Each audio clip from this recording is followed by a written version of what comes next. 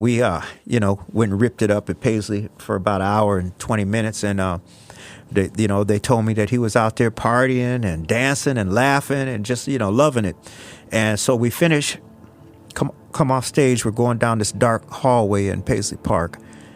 And there was no lights. And I saw a shadow coming out of the corner. And he was clapping his hands like, bravo, bravo. You guys killed it, We went into the little commissary there, sat and talked for like an hour. He was telling me all these things that he wanted to do. He said, I want to take the band. I want to manage you guys, European tour. I want to send you guys to Europe and set up all this stuff. And, had all these big plans. And, I'm leaving. And the dude gives me a hug. He's like, I love you. That caught me off guard because he had never talked like that to me. And so I was like, cool, I love you too. And he said, and I'll be in touch and we're going to do all this stuff. And I was like, all right, I look forward to it. And that was it, man. 2 months later, he passed away. Who was Prince? Man, word on the street is he's messing with some drugs. And I just looked at them and I said, he's on something. I remember just seeing him and just looking at like, dude, like he looks so small and so frail. And it just concerned me. Prince seemed so sad. Around midnight, it hit me like a ton of bricks. My daughter walked into my room. I was half asleep and she was like, Prince died. And I was like, what? They found an employee dead there. And he's like, no, man. He said, it was Prince. And I said, you're lying. Welcome to Chapter 8 of Who Was Prince. Chapter 8, The Doctor Said You Were Dead, and I say it's senseless. A chapter about the end of Prince's life. I'm your host, Toure, and when Prince was in his late 40s, his body started really breaking down. You're talking about somebody who wore heels. Not just wore them, but danced in them strenuously and jumped in them and ran all over the stage in them and jumped up on speaker cabinets and did splits in heels. That can't be healthy for your feet, your hips, your knees. It's got to take a toll. By the Double O's, he'd been touring for almost 3 decades straight. He did over 20 tours between 1979 and the mid-Double O's, around 1,000 shows. There's almost never a year when he's not on a major tour. He complained of intense pain in his hips and his knees, but for years he refused to get surgery because of his aversion to doctors and because of his faith. He was a Jehovah's Witness then. I saw him perform at Madison Square Garden in 2010, and he came out in flats rather than heels, holding a cane. And even though he rocked the house, something felt wrong. I called a friend who was close to him and said, "Why is he in flats?" And he said, "Prince is in a lot of pain." Morris Hayes talked to Prince about that pain many times. By the time it got to the end, man, all I know is stuff looked weird and things was going. And I did know that Prince was dealing with issues like his hips, to which sometime he'd tell me it was his knee or something. I remember being with him and Tyler Perry one night, and he was telling me about how that he had talked to Tiger Woods' doctor and about getting some knee surgery or something. And I was like, knee surgery? And I'm like, okay, bro. I said, well, you get your knee fixed. And I said, Prince, do it. I said, the only thing you're going to be pissed off about is that you didn't do it sooner, bro. Go get it done, man, and call it a day. You jump off of speakers, you wear high heels. Nobody can sustain that forever. So go get it hooked up, man. They can do it. At some point, Prince began dealing with it by using opioids like fentanyl. Now, this is surprising because it runs counter to everything we know about Prince. He was anti-drugs when he was a teenager, wouldn't even smoke weed. When he was a young rock star in the cocaine-obsessed 80s, he abstained. He staunchly avoided drugs when he was a young man, the time of your life when you expect someone to try. But in a way, it's not surprising that Prince fell into addiction when he was older because he was all about the work and performing. And when he got older and didn't have a family to go home to and only had his fans, He had to violate his own laws in order to be able to keep working because his body was falling apart and he needed the opioids to keep going. It wasn't rock star excess. It wasn't hedonism. It was about managing pain so he could get back to work, which is exactly why so many Americans use opioids. And like so many of us, at some point, he became addicted. Morris Hayes talks about a time in the early 90s when he tried to talk to Prince about his drug use. There was a time that I had approached him back in the 90s when I thought he was, we were just sitting around talking and Prince was just like killing us. And one of the cats was like, man, word on the street is he's messing with some drugs or whatever. And I said, do you believe that? And he said, well, yeah. And I said, well, then you ain't shit, because if you think that's the case, then you ought to say something to him. And then I remember, just kind of feeling like, well, I'm going to say something, because if he is and he dies, I don't have a job anyway, so I might as well say something about it. I go in his office and I tell him, I said, Prince, I didn't say who said it or nothing like that. I didn't want to throw nobody under the bus, but I just said, look, man, word on the street, I just said it like it was said to me. I said, word on the street is you're doing drugs. And I said, if you are, your slip is showing, bro. Man, I'm not trying to cause any trouble, but I'm concerned because the way you've been acting is a little different, and I wouldn't even give it any credence if it wasn't for that. And he told me, he said, nah, man, it's nothing like that. And he denied it. He's like, I'm not doing nothing like that. But then he took a week off. Like right after that, he just left for a week. Nobody knew. I didn't know where he was. And he just showed up after a week later. And when I walked in, he had cameras and stuff. So when I walked in, he pushed star, the numbers, and then you talk in the phone and you go all over Paisley. And he said, Morris, come to my office. And I'm like, oh my God, I'm in trouble. So I go up in his office and he says, have a seat. And he's walking around doing his thing, whatever, just like we was when I went in for the first meeting. Which is kind of nerve-wracking, because you're sitting there and he's walking around pacing and stuff. And I'm like, so he's like, hey man, I just want you to know, I appreciate you coming in here. Man, and Toure, I'm kind of messed up. I can never tell this story. I get choked up every time, so I'm going to try to hold it together. He said, man, I just want you to know, since I've been a professional, I've never gone a week without picking up my guitar or writing a song. I've never gone a week and not done that before. And he said, I want you to know I appreciate you coming in here and saying what you had to say and everything. And he said, I went and chilled out and looked at the water and all of this, and I just was like, okay, cool. Sounds like he's saying Prince went to rehab. But either way, the pain persisted, and he struggled with how to deal with it. Some people told me that Prince did eventually get hip surgery. Some people told me he never did. It's unclear. Morris Hayes felt confident that he did. He got the surgery. It did make a difference. He was so much better to me. It's like I remember seeing him kind of wincing coming upstairs and stuff, and then he wasn't wincing coming upstairs. That's how I know he got the surgery. But I just could see the difference, that he didn't need his cane, and he could go up and down the stairs, like coming up and down the side of the stage. He just hopping along like real nice. I just noticed there was a marked improvement in his mobility, and that he was getting around, and he was looked like he was happy, and that he was doing well. But at some point, the chronic pain returned, and with it, so did the opioids and the dependence. I knew that there was pain pills, and people get addicted to pain pills. Like most people, if you give them opioids, they get addicted to them. Everybody knows that. In Prince's last years, he was distant from many of the people who had been close to him earlier in his life, which made it hard for the people who loved him to give him the support he needed. He was still touring regularly, but people who knew him could see something was wrong. Something was off. After 2012, Morris Hayes was no longer in the inner circle, but he could tell from the outside that all was not well. There was 4 years of, I barely even saw Prince in person. I talked to him on the phone, and maybe he'd send me an email when he needed some samples or something like this. I just would see him on TV. From looking at him, just say, wow, he's so small now. And he's just so tiny. And so that's when I just got concerned, come to find out that, if you're doing other things like this, it could affect your appetite and weight and stuff like this. So I just had to piece it together like everybody else.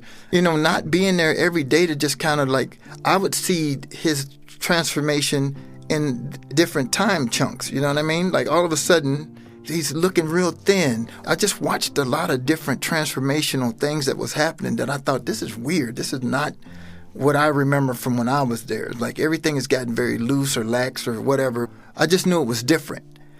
But when I saw him, I remember just seeing him and just looking at him like, dude, like he looks so small and so frail. And it just concerned me. A good friend of mine, Kieran Sharma, who was, Prince's manager, I would call Kieran and be like, Kieran, I don't know, man. Dude is looking like real slim and his face is like, kind of sucked in. Wendy Melvoin wasn't around Prince much in those days either, but she too could see that he seemed to be withering away. You could tell by his physicality, by the time he died, he was 103 or 107 pounds. On the parade tour, he was 145, okay? That's a big difference, and he was all muscle. But by the time he passed away, he was like a baby bird. Lots of people were noticing that Prince was not well. Alan Leeds was also out of the inner circle by then, but he could see it. He was unhealthy. There was something wrong. And I'm still not convinced that there might not have been some other ailment beside the substance abuse that maybe he was aware of, or maybe he wasn't, but just felt symptoms and was afraid, or maybe he had a diagnosis that was kept secret of something. I think that's a possibility. Chris Rock told me that the year that Prince died, Chris was vacationing over New Year's in St. Bart's. And apparently it was a lot of celebrity friends and God knows who else. It was a bunch of people that had deep pockets. And Prince was hired to entertain at some affair for the people who happened to be spending New Year's Eve in St. Bart's. Chris told me that Prince seemed so sad. He said he showed up, no girlfriend.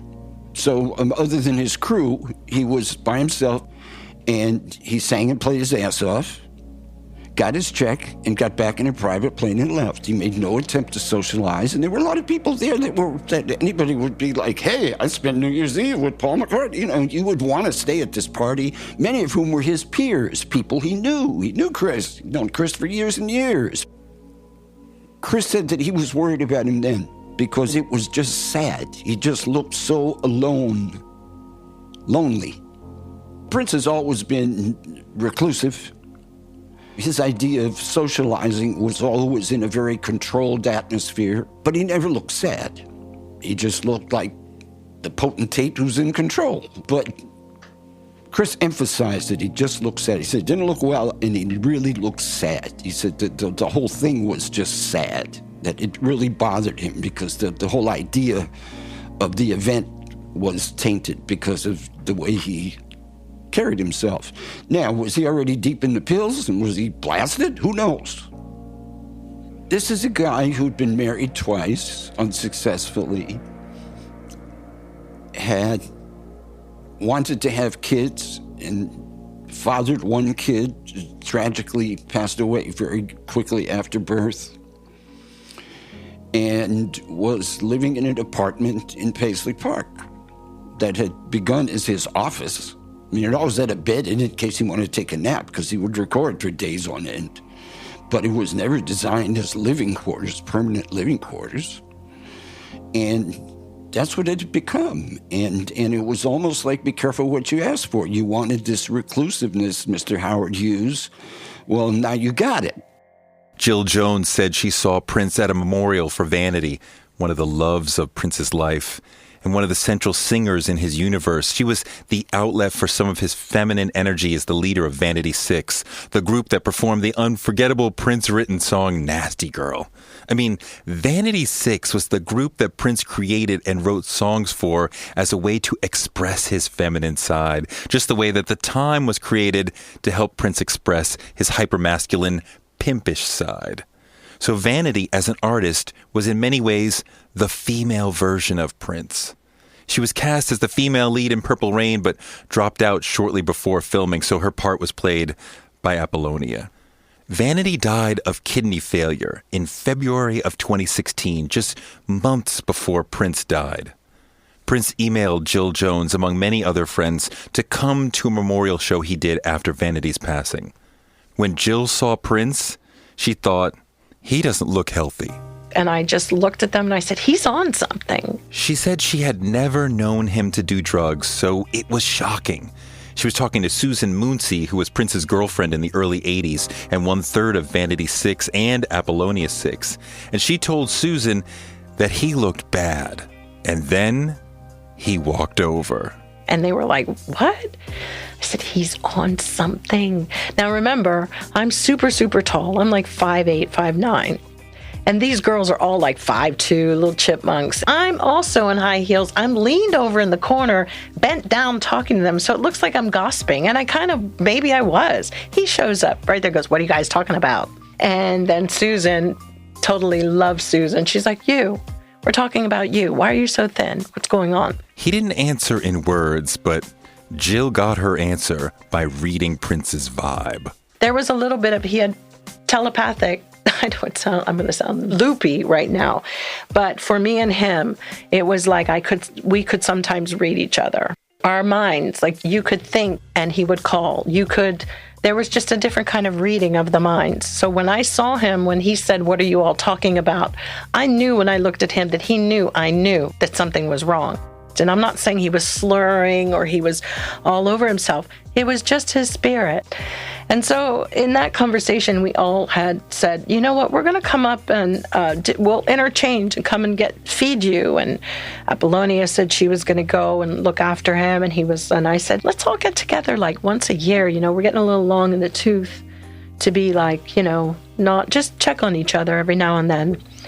And he was like, fine. I had suggested us all doing something like skydiving because I said, have you all done it? And he was like, I'm not doing that. So I often still think about now, like, this is a guy who told me he wouldn't skydive, but he was taking like fentanyl. I mean, that still messes with me. Still. I just want to go and smack him if he knew what was happening. I don't know. I think all of the people during that time were the early years, because those were the times he was coming back to. He was reaching out to all of us. That's what's so crazy. And I just sometimes wonder if he'd have had us all through it. On April 15th, after a show in Atlanta, Prince was flying home to Minneapolis when his private plane made an emergency stop in Moline, Illinois. People who knew him well were very alarmed. Morris Hayes said, me knowing Prince as well as I figured I did, there's no way, unless he was in dire straits, that they would have landed that plane that close to Minneapolis. Prince was less than an hour away from his destination when they landed. Prince don't like the doctor. He didn't like the doctor. I don't care what he felt like. He wouldn't have wanted to stop, and he would want to go home, no matter what. So the fact that it landed there and they had to do whatever they had to do meant that it was big trouble, and that was concerning to me. They announced that Prince had the flu, but people who knew him doubted that. Jill Jones said she didn't believe it for a second. Apollonia told all of us that it was because he had the flu, and I kept going, why would you come down in a plane that fast with the flu? Even if you have something with your blood clot, maybe, but a flu? So I was a little bit skeptical. Alan Leeds remembers thinking, no, the plane, it's not going to do an emergency landing at less than an hour from home. I mean, Moline's not that far from Minneapolis, and you don't do an emergency landing for the flu. But if I recall correctly, it was pretty much common knowledge, and I don't know where I got it. I can't think of the sequence of calls or who it was, but it was kind of common knowledge that he had some kind of a reaction to drugs. In reality, when the plane landed, paramedics carried him to an ambulance on the tarmac and revived him with a shot of Narcan, which is a drug that combats opioid overdoses. People who had been close to Prince called each other, saying, what is going on? They knew something was wrong. Morris Hayes made one of those calls. So I remember calling somebody and talking to him about it, like, dude, are y'all okay? Because I know this is not good, because whatever happened is bad, because he would have never stopped there to do anything, to get a Coca-Cola, nothing. So I know it's trouble.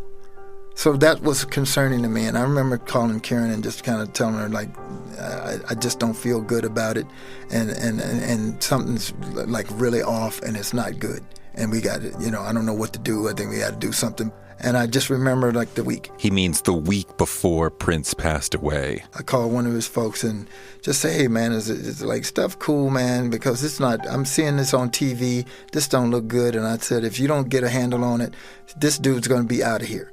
And I just said, so whatever y'all doing, it needs to get tightened up because it's just he don't look good. And the situation doesn't look good. 4 days before Prince passed, Morse Hayes had dinner with Prince's former manager, and they talked about what they could do. But not being insiders anymore, their options were limited. We're outsiders now. I just said we're not in the inner circle. We're outsiders. If we just show up at Paisley, we're going to get our lunch ate, and it's not going to be pretty. Because I know him, so I'm just thinking that is not a good idea. But, in hindsight, I'm thinking perhaps and maybe should have done something. On April 21st, 2016, 6 days after that emergency landing in Moline, Jill Jones was in L.A., and she abruptly woke up feeling an immense sadness. I don't know, around 2 in the morning, I woke up, I couldn't get my breath. I was like, like that. And then I just became very, very ill, sick to my stomach, and just started throwing up. It was terrible. It was just awful.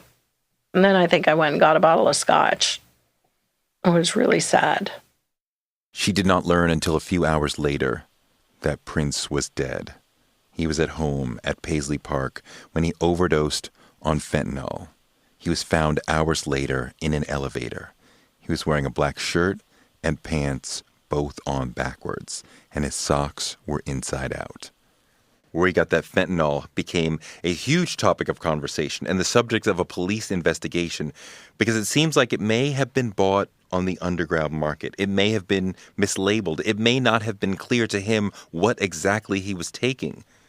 Police never found complete answers, and many people, like Alan Leeds, continue to have serious questions. What's been established, if nothing else, is that the fentanyl was something he didn't know he was taking. The fentanyl was in a counterfeit Vicodin that had been bought in the illicit market. The investigation wasn't able to trace where it was bought, but somehow he got some street drugs that were counterfeit Vicodins. Now, Vicodin is an opioid, but it's not, you got to take a lot of Vicodin to get sick. It's not that strong. It's about half the strength of a Percocet, I guess, is what I read. And Percocet is about 1/10 the strength of fentanyl. So, it was established because they found pills and they analyzed them and they were made to look like Vicodin, but they weren't Vicodin and they were spiked with this fentanyl. So I think it's pretty clear that, and perhaps that was the same thing he took the night of the Moline incident. Who the hell knows? The reason you would buy street drugs is because you're taking too many in the first place and you can't get them legally because the doctors have a limitation on how many they'll prescribe. So you're overdoing it in the first place. That's what drives you to get them illicitly because you've run out of doctors or you've run out of prescriptions and you need more, either because your pain is worse or your addiction tolerance is higher, whatever the case. You take that stuff long enough, your tolerance builds, and all of a sudden you need 3 to do the job of 1. Duh, that's called drugs. Anna Fantastic and many others have more serious questions. Yeah, I don't know if I want to say this. But don't think he just, went out in the streets and got these counterfeit pills himself off anybody. So something's, not right. And I don't think people had his best interest at heart. I just don't. Whether it was accidental or foul play, there's, more involved in this for sure. Prince's death had a massive impact on all of us. For those who had been close to him, it was acutely painful. I couldn't believe it. When they said they found the body there, I kind of knew it was him immediately, but I kept hoping it was somebody else. Like so many who were close to him, she was angry with herself and with the people around him. Feeling like, God, why didn't we get there quicker? And then you want to blame everybody. And I still kind of do blame them. She blames the inner circle that was with him at the end. Yes, I do. I think they're silent and they have to live with whatever it is. That's just their thing. That's how they do friendships. But normal, healthy, reasonable, rational people in the world, good people, don't. But, you know, it's hard to stop an addict. They will fight you to get their drug. They'll lie, they'll trick you, they'll do anything. After he died, investigators found pain pills hidden in vitamin bottles and aspirin bottles. But the people around him knew the situation was dire. The day before he died, someone called an addiction specialist in Los Angeles and said they needed him to come right away. The specialist said he could not come that day. He could come the following day. And Prince's camp told him that would be too late. The man sent his son, who also worked in treating addiction, and the son was one of the people who found Prince's dead body. I grew up with people who had addiction problems, and I know what it's like.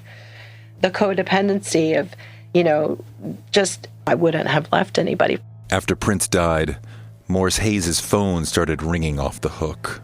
You hear the phone going like this, and it just was constantly when I'm like, what is going on?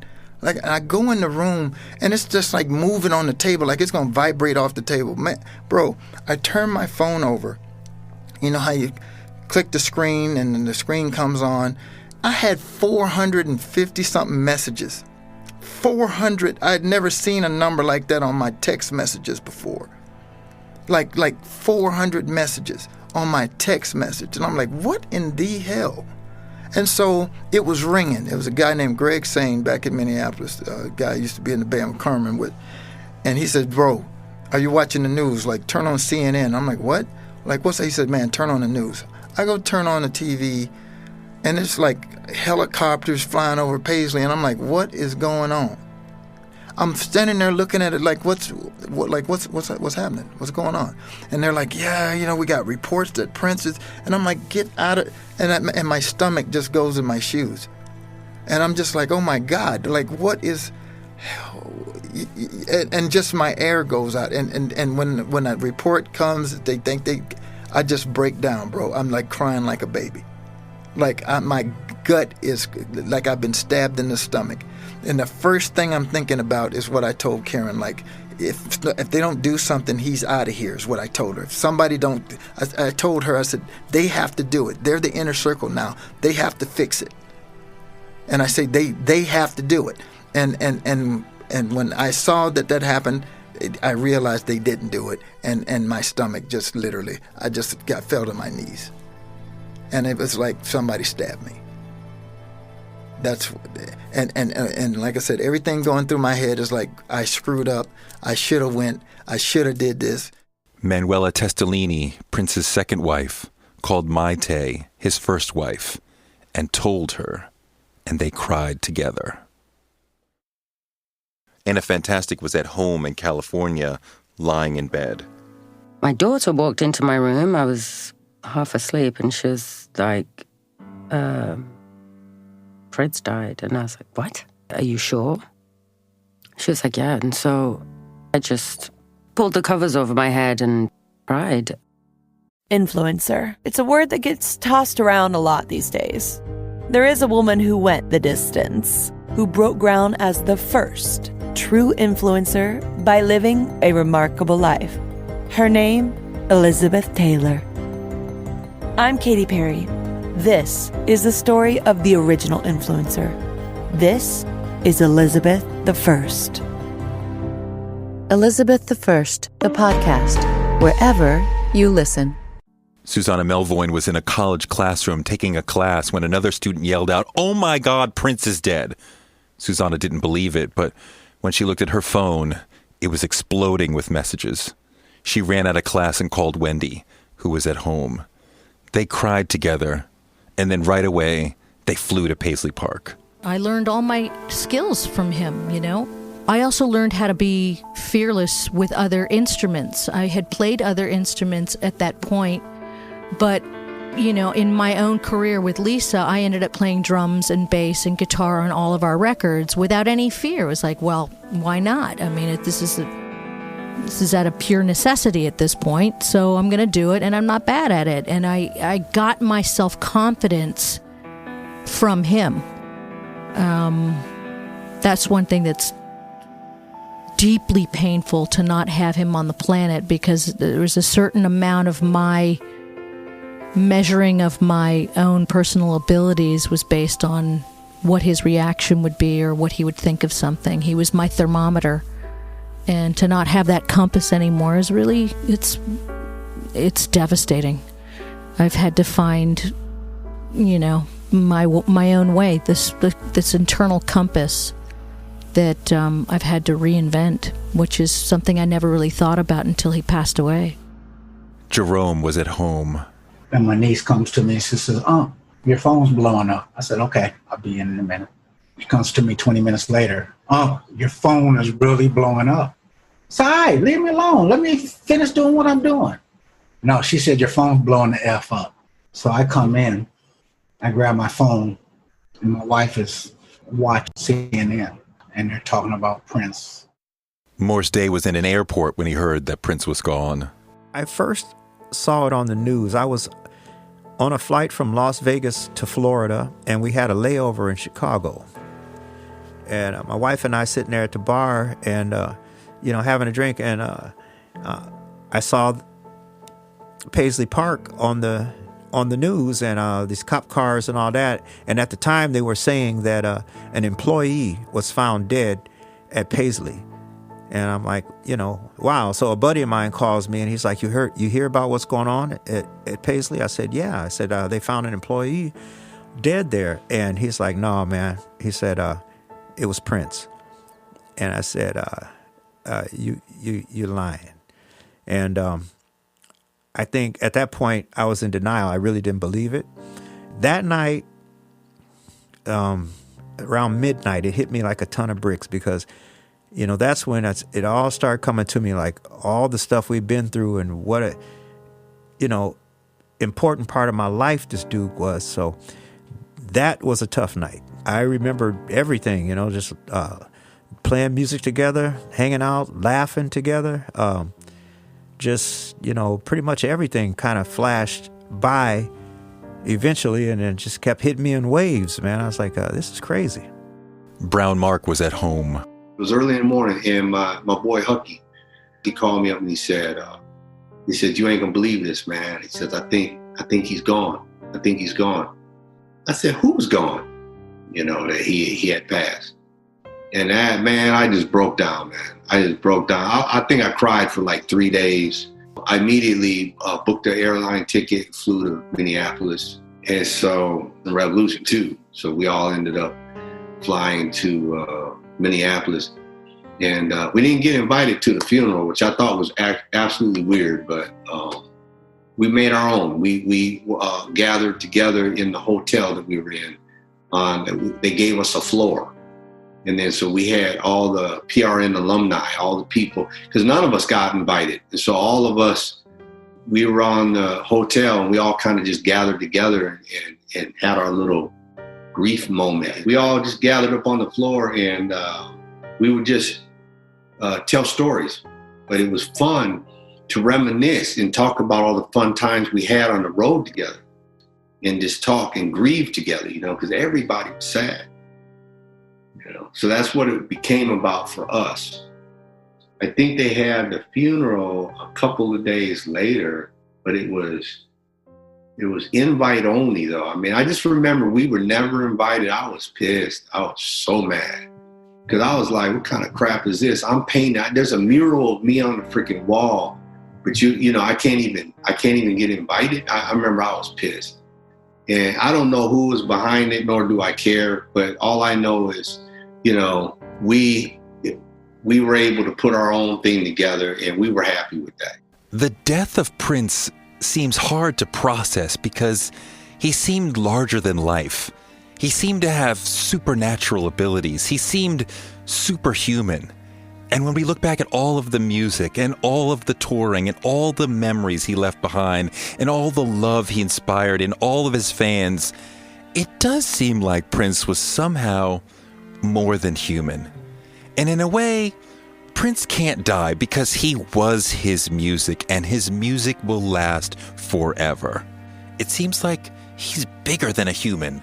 I don't mean just the way he is his own genre, the distillation of all the funkiness and the soulfulness that came before him into one person who could do everything: sing, write, dance, guitar, drums, keys, rock, soul, pop, funk. It's more than that. When I say he's bigger than a human, I mean he wasn't normal. As a small child, he willed away epilepsy. He just decided to not have epilepsy anymore, and he just didn't. Who does that? As a teenager, he taught himself how to play almost every instrument at an elite level. Who does that? He decided to become a rock star, and he made it. And his career lasted, and his music became deeply meaningful to millions of people.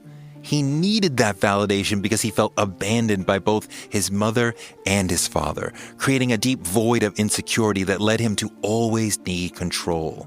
He never wanted to need others, and becoming a rock star would give him that control. But of course, he needed connection. That's a basic human imperative. So soothing his wounded inner child by becoming a rock god came with a curse, as if it was delivered by a devil's bargain. It was easier for him to relate to people through music than through conversation. I mean, how ironic. It was easier for him to connect through lyrics than through words, and easier for him to connect deeply with giant crowds than with one person standing in front of him.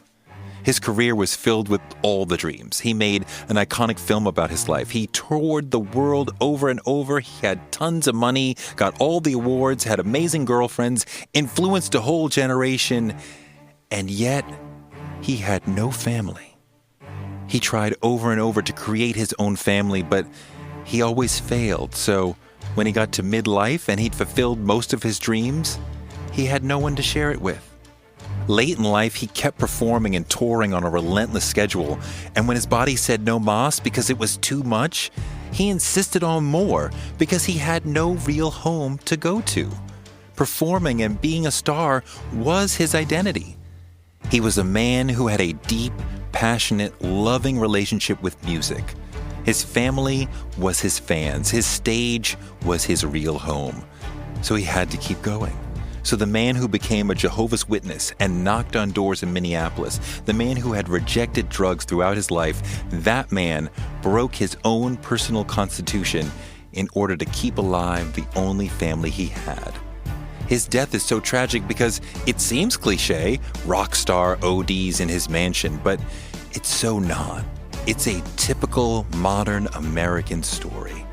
Man who rejects drugs for most of his life so that he could work as hard as possible at his job, finds himself in deep pain because of his work, so he turns to opioids to keep working, and it kills him.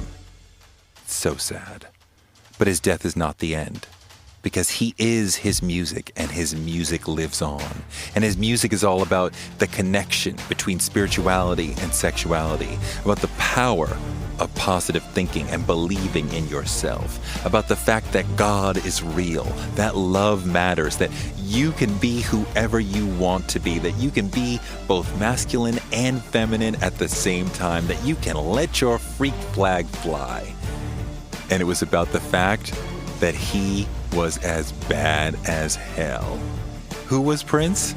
He's someone whose actual life was far more incredible than the movie about him. And in a way, Prince can't die because he was his music, and his music will last forever. Where was I? I was giving a speech in Detroit when the news started to spread. When I came off stage, I had to meet and greet folks in the audience and sign books and all of this. But I did glance at my phone and noticed that the number of texts and missed calls was way, way higher than I had ever seen. But there were all these people all around me saying, "Hey, great speech, nice to meet you," all this stuff. But the 20th person I encountered said, "Do you know that Prince died?" It was a woman who was holding my book about Prince. And I said, "No, that's not true." Just reflexively, no. but she nodded in a really heavy way, and I looked down at my phone, and the number of missed calls and texts was even higher than before. And the first text I saw was saying the same thing that she was saying. And I was like, oh my God. MSNBC said they wanted me to come on and talk about Prince right away. So they put me on a private plane to New Jersey, and then a helicopter to Manhattan, and then a car to the studio, all while I'm in a daze, thinking about Prince. And when I finally sat down with Rachel Maddow to talk about him, the thing that I couldn't get out of my mind was how incredibly sad it was that this man who was a performer in the deepest recesses of his soul, this man who had rocked so many gigantic crowds and made so many people so happy, that man fell sick alone in an elevator and died alone. And his body wasn't found for hours. He had lived so publicly, and yet in his last minutes, no one was there to save Prince. A few months after he died, I saw the Revolution play at First Avenue. Wendy Melvoin led and sang "Sometimes It Snows in April," and she broke down and cried right in the middle of it. It was so sad. But there was an undercurrent of joy that night because Prince was still with us, because his music was still with us. And his movies and his performances, his art is timeless. And he will be in our ears and on our screens, doing what he loved, doing what he did best, forever. Thank you for listening to Who Was Prince?